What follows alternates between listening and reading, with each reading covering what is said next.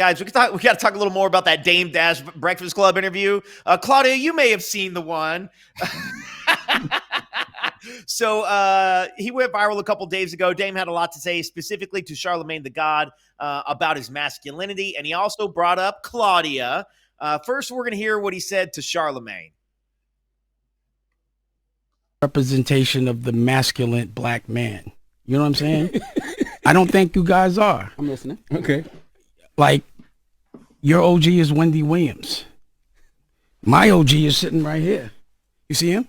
Mm-hmm. And I'm going to tell you why he's my OG. Because he killed anybody or any of those things. He just taught me how to be a better man. Wendy's not my OG. Can you That's stop? funny, though. Can you stop? Wendy Williams is your OG. Wasn't she your boss? Yeah, at one point. So yeah. she was your OG. She put you on, and you should give her grace, and you should also give her props out of respect. Oh, I know. But because we have different trauma, like we're different. Like I'm not the kind of guy that would I'd rather get my ass whipped than run.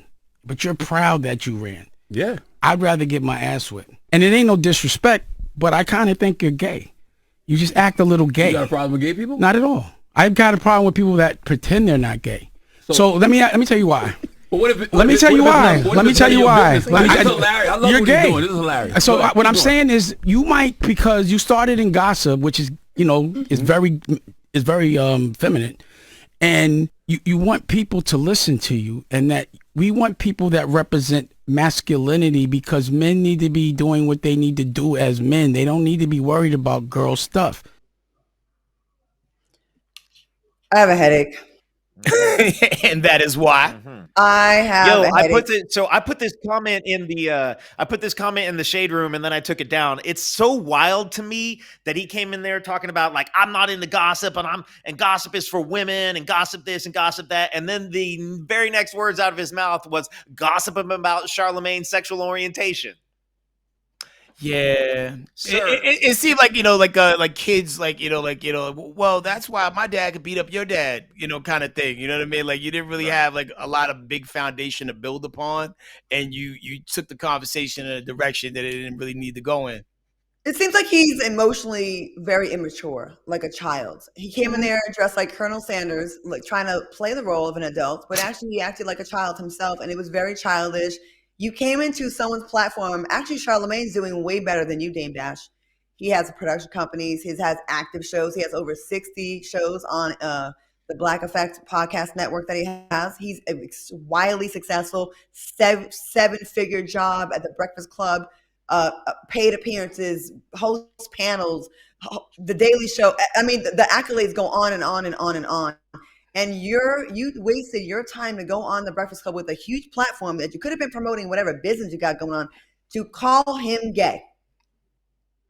Now, I've called Charlamagne gay in a joking way, because we have a running joke about him and Envy's banter, but I'm like family. So it's like, I make fun of them. They know it's in jest. Dame really came up there, and the fact that Dame is so obsessed with homosexuality, where he can't give you two sentences in a row without saying pause, because he's so worried that someone might think something coming out of his mouth, pause, is gay, pause. So he has to say pause to show us that he's not gay, even when we're not thinking about it. So he constantly has gaydom on his mind. So you're the one that's obsessed with homosexuality, Dame. And I think,